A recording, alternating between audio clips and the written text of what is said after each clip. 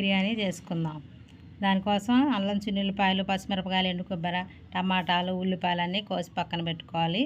Boil eggs ఇట్ట తొక్కులు తీసుకొని పక్కన పెట్టుకోవాలి. దానికోసం ఒక 2 టేబుల్ స్పూన్ల ఆయిల్ బాండీలో వేసి ఆయిల్ వేడయ్యాక కొంచెం సాల్ట్, కొద్దిగా పసుపు వేసుకొని కలిపి వేడిందో లేదో చూసుకోవాలి. వేడైన తర్వాత మనం బాయిల్ చేసిన ఎగ్లు అనేది ఇట్లా ఘాట్లు పెట్టుకొని వేగించుకోవాలి. ఎగ్స్ కలుపుకుంటూ వేగించుకోవాలి. ఎగ్స్ వేగించేటప్పుడు కొంచెం జాగ్రత్తగా వేయించుకోవాలండి, ఎందుకంటే అది ఆయిల్ వేగేటప్పుడు చింది పడుతుంది కాబట్టి కొంచెం జాగ్రత్తగా వేగించుకోవాలి.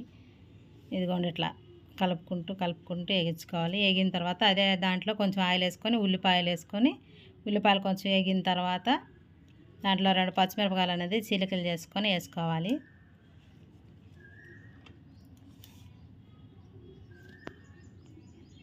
పచ్చిమిరపకాయలు వేగించుకోవాలి. ఇప్పుడు ఇదిగోండి చూడండి ఇట్లా కోసా కదా, ఇప్పుడు ఫ్రై చేసుకోవాలి.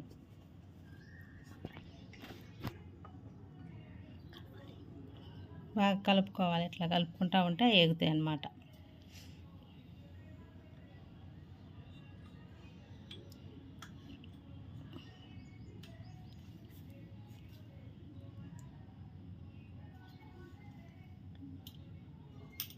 ఇదిగోండి వేగుతున్నాయి కదా, వేగిన వాటిని కొంచెం దాల్చిన చెక్క,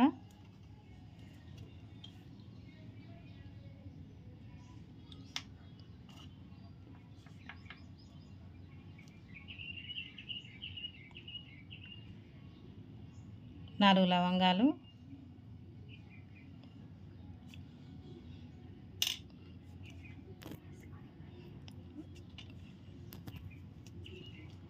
వేసి ఇప్పుడు కలుపుకోవాలి. కరివేపాకు కొంచెం వేసి కలుపుకోవాలి. దీంట్లో 2 స్పూన్లు అల్లం చిన్నుల్లిపాయ పేస్ట్ వేసుకొని కలుపుకోవాలి.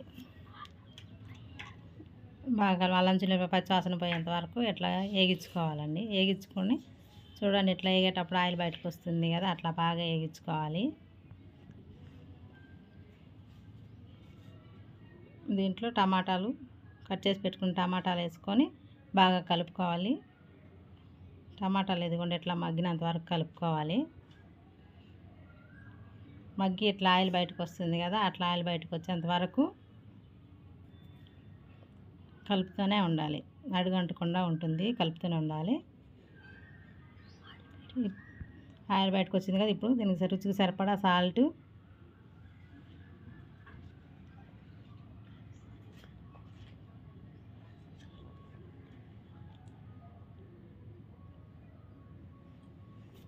వేసాను చూడండి. ఇట్లా ఆయిల్ అనేది బయటకు వస్తుంది కదా, ఇప్పుడు 1 స్పూన్ ధనియాల పొడి,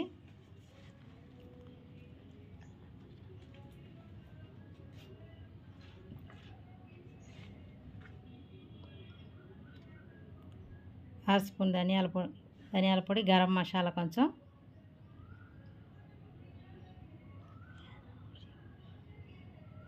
వేసి బాగా కలుపుకోవాలండి.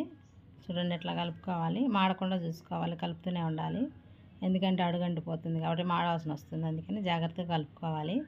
ఇదిగోండి బాగా కలిపి ఆయిల్ బయటకు వచ్చిన తర్వాత చూడండి ఆయిల్ బయటకు వచ్చింది చూడండి. ఇట్లా ఆయిల్ బయటకు వచ్చిన తర్వాత బాగా కలుపుకోవాలి.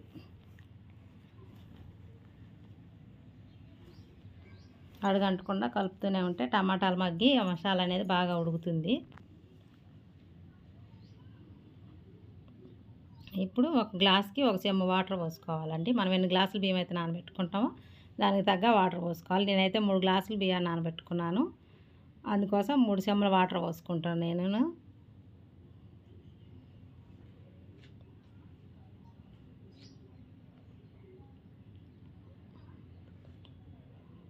ఇప్పుడు దీన్నంతా ఒకసారి బాగా కలుపుకొని సాల్ట్ సరిపోయిందో లేదో చూసుకోవాలి.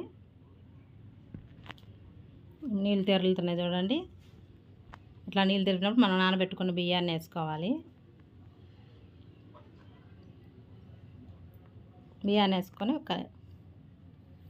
కలిపి ఇది మూత పెట్టుకోవాలి. ఇప్పుడు ఉడికింది, అయిపోయింది కదా, 75% ఉడికింది కాబట్టి ఇప్పుడు దీనిపైన ఎగ్స్ వేసుకొని